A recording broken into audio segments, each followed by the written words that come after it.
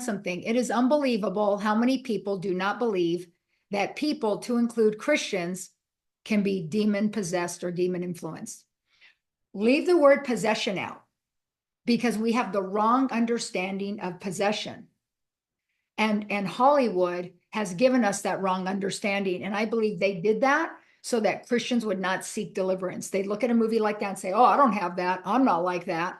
I believe there's always something very divisive in Hollywood that gets us to look at something and condition us or train us to believe something so that we misunderstand it. So therefore, we never want to seek it out to see if we could be struggling with something that would warrant the need for ministry, the ministry of deliverance. So anyway, Paul warns us. He says, the weapons of our warfare are not carnal. Anytime we are under or seeing someone under the demonic influence, we want to use carnal weapons. We want to talk back. We want to give them the cold shoulder. We want to gossip.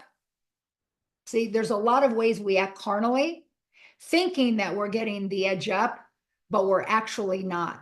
Carnal means the weapons of our warfare are not carnal. Paul is saying they're not of the flesh.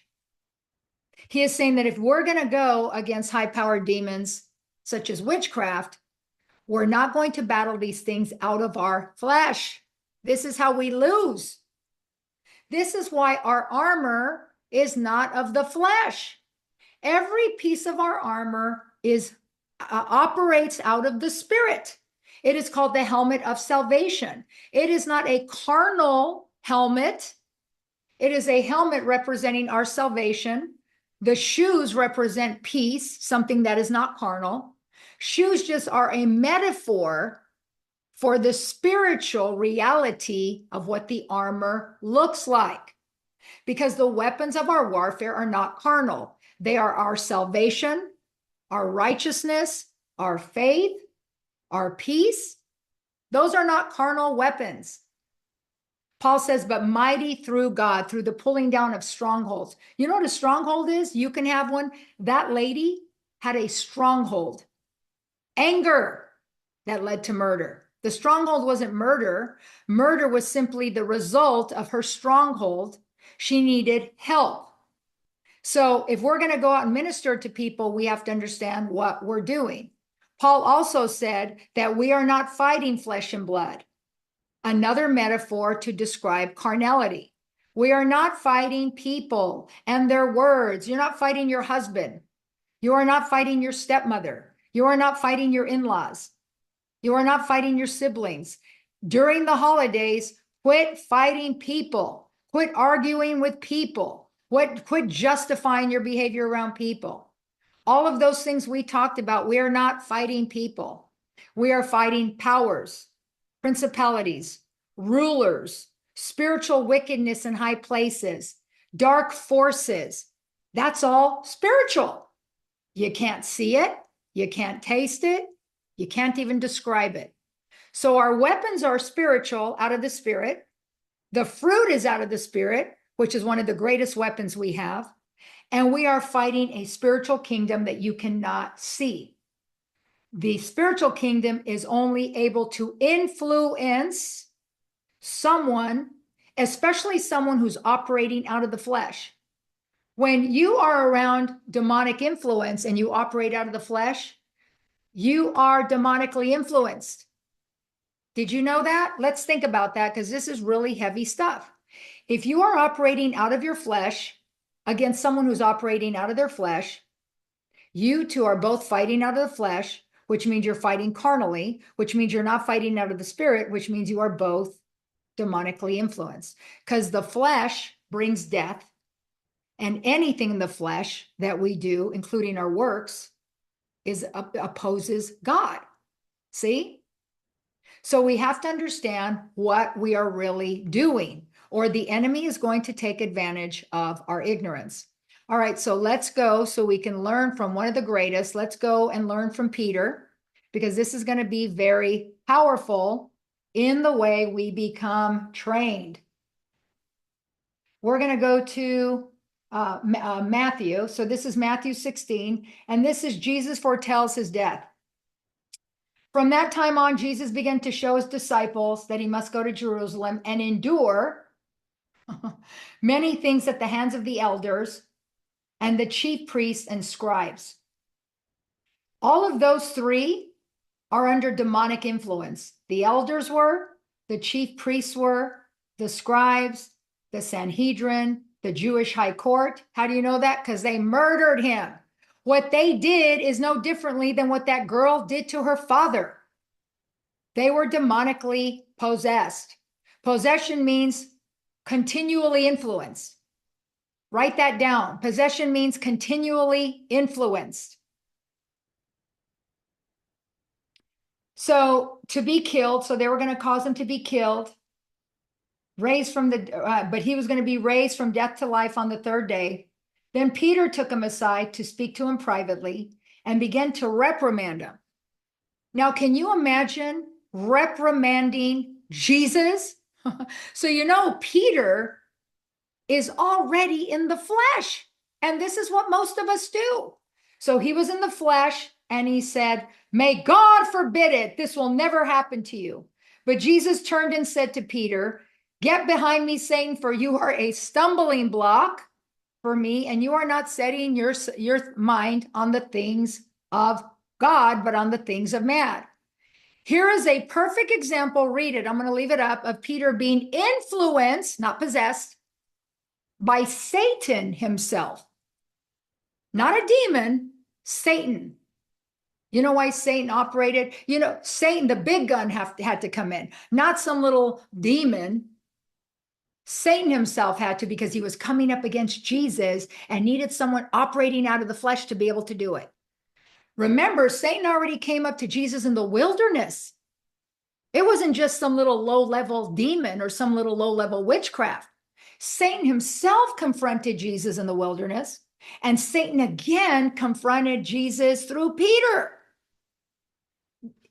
The big gun needed to come in to try to influence Jesus from completing the perfect will that his Father had in store for him. So he was not setting his mind on the plans of God as foretold in both the Old and New Testament, in both Colossians and Isaiah. So instead, Peter's mind was set on the things of man, carnal, and the things of the world, carnal, or the flesh. So Jesus, who continually spoke out of the Spirit, this is how he conquered death, Hades, and the grave. Because he was always speaking out of his spirit. He was tempted in many ways to speak out of the flesh, but he was without sin. Because anytime you are dealing out of the flesh, it is sin and it needs to be repented of. So Jesus, speaking out of the Spirit, was saying that the way of the cross was God's will, which would fulfill God's plan of redemption to all mankind. But see what Peter says here, look at my cursor, "May God forbid it," because Peter thought of an earthly kingdom. He was thinking carnal-mindedly. So it's Peter's reaction out of the flesh, which was obviously shared by the other disciples, because he was always the spokesperson for all the other the disciples, had presumed that Jesus was there to set up this kingdom. And Peter really believed he was doing the right thing. He thought he was actually protecting Jesus. Read his word. "May God forbid it, Jesus. We're not going to let anything happen to you." Now, does that sound like demonic influence? You know, when I first read the Bible, I didn't understand why Jesus rebuked Peter, because I thought, oh, how nice.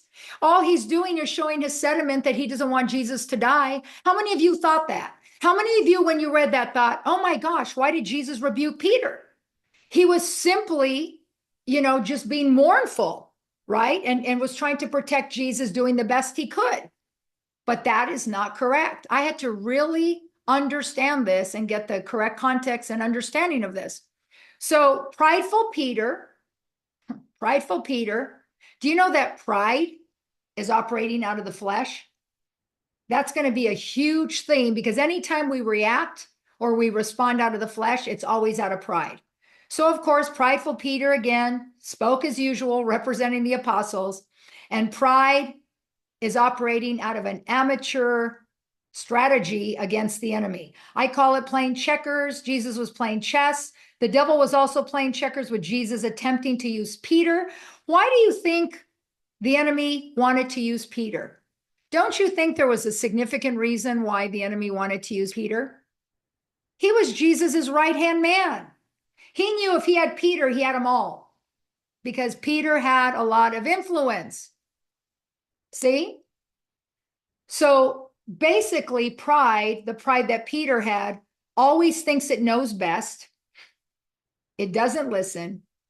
It doesn't want to be corrected. And it takes offense very quickly.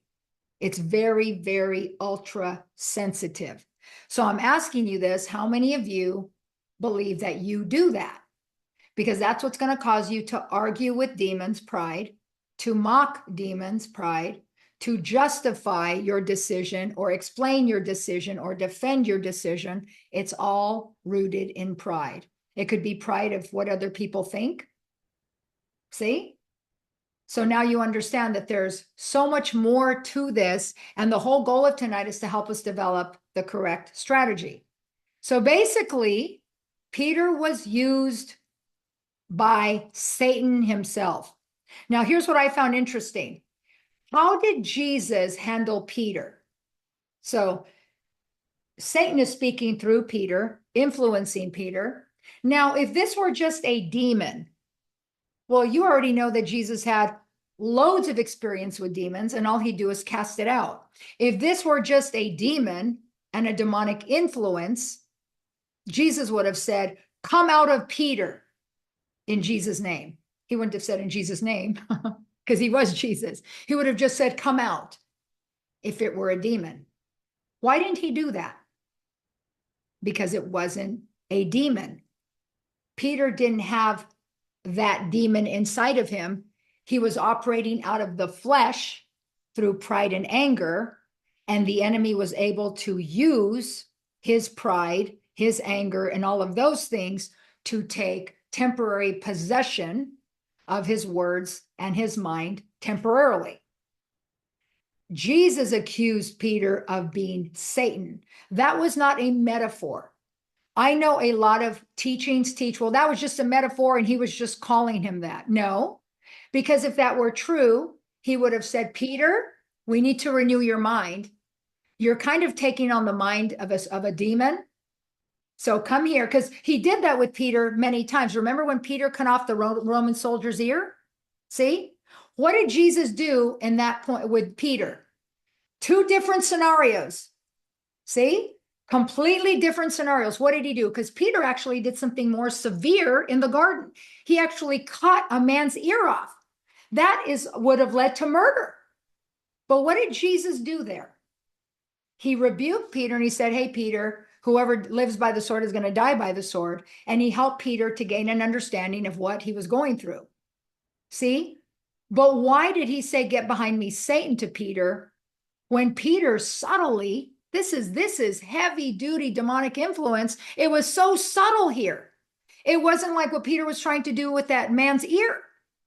But what happened here? What did Jesus do? He called out Satan out of Peter because Peter was severely influenced in that minute. So if it were a demon, he would have casted it out. And if Peter simply needed a renewing of the mind, he would have taught him in that minute, just like he did in the garden.